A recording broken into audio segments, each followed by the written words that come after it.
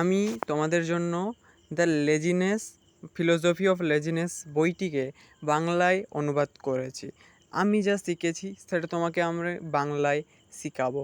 তো তাই মন দিয়ে এটা শোনার চেষ্টা করো। এইটা তোমার লাইফে একটা আমূল পরিবর্তন আনতে পারে। তাই বেশি কথা না বাড়িয়ে আমি আমার শিক্ষা তোমার যেটা উপকারে লাগবে আমি সেটা শুরু করছি। সবচেয়ে ডেঞ্জারাস জিনিসটা কি? আলসেমি না। সবচেয়ে ডেঞ্জারাস জিনিস হলো কাল করব, এই মাইন্ডসেট। কারণ অনেক সময় পর মানে সত্যি কখনো হয় না, পরে মানে সত্যি কখনো হয়ে যায় না। আর আজ আমরা কথা বলবো লেজিনেসের ফিলোসফি নিয়ে, যেটা চুপচাপ তোমার জীবনকে নষ্ট করে দিচ্ছে। এটা শুধু আলসেমি না, এটা একটা মাইন্ডসেট, একটা প্যাটার্ন, একটা ইনভিজিবল ট্র্যাপ। আর যদি এটা বুঝে ফেলো, তাহলে তুমি আবার জীবনের কন্ট্রোল ফিরে পেতে পারো। সত্যি বলো, কতবার তুমি ভেবেছো কাল থেকে পড়া শুরু করব, কাল থেকে জিম যাব, কাল থেকে সিরিয়াস হব, কিন্তু সেই কাল আর আসে না। এটাই হলো প্রোক্রাস্টিনেশন। আমরা আসলে লেজি না, আমরা ওভার হয়ে যাই। যখন কোনো কাজ বড় লাগে তখন আমরা সেটাকে অ্যাভয়েড করি, কারণ আমাদের ব্রেন কমফর্ট চায়, আর এফোর্টের কাছে ডিসকমফর্ট। তাই ব্রেন আমাদের বলে এখন একটু রিল্যাক্স কর, পরে করে নেব। আর আমরা সেটা মেনে নিই। ধীরে ধীরে এটা একটা হ্যাবিট হয়ে যায়। তারপর আমরা কাজ করি না, শুধু ভাবি। আমরা শুধু ভাবলে কখনো রেজাল্ট আসে না। আসল প্রবলেম আলসেমি না, আসল প্রবলেম ক্লিয়ারিটি না থাকা। তুমি যদি না জানো তুমি কি চাও, তাহলে তুমি চেষ্টা করবে কেন? আর চেষ্টা না করলে রেজাল্ট আসবে কীভাবে? তারপর আসে ফ্রাস্ট্রেশন,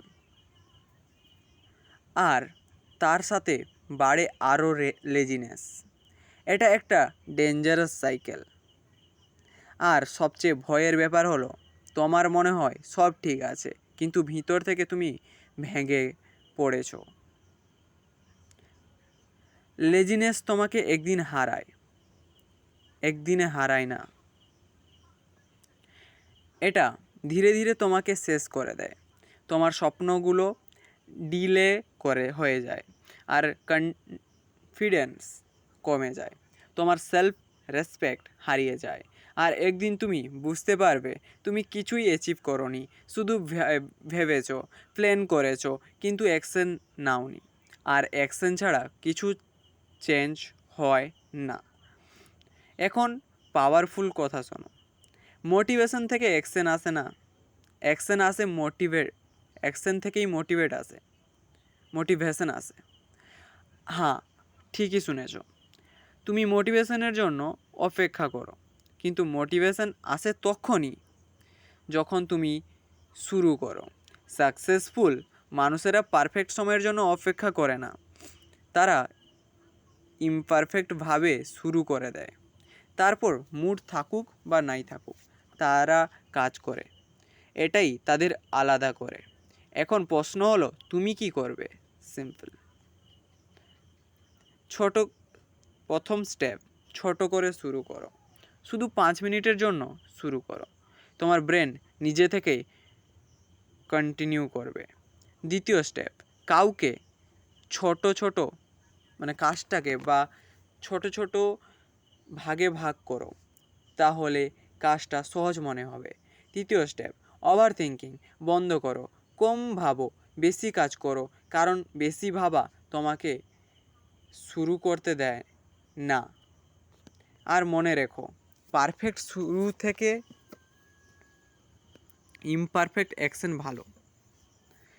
কাজ তুমি যা করতে পারো সেটা কালকের জন্য রেখে দিও না, কারণ কাল একটা ইলিউশন, একটা পাজলের মতো। শুধু আজই রিয়েল। আর যদি আজ অ্যাকশন না নাও, তাহলে তোমার লাইফ কখনো চেঞ্জ হবে না। একদিন তুমি পিছনে ফিরে তাকাবে আর ভাববে, ইস, যদি আমি সেদিন করতে শুরু করতাম, কিন্তু তখন অনেক দেরি হয়ে যাবে।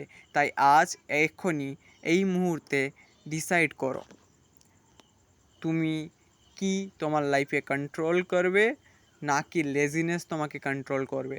চুজ তোমার, চয়েস তোমার। আর মনে রাখবে, অনেক সময় পরে মানে সত্যি কখনো না হয়ে যায়।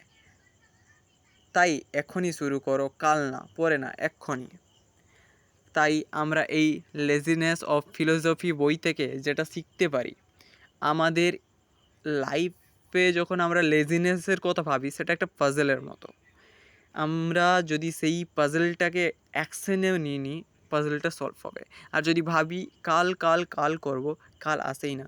আর লাইফে কাল বলে কিছু হয় না, যেটা আমরা এই লেজিনেস অফ ফিলোসফি বই থেকে শিখেছি। আমি তোমাদের জন্য এইরকম অভিজ্ঞতামূলক জ্ঞানের উপকারের ভিডিও তোমাদের জন্য নিয়ে আসছি।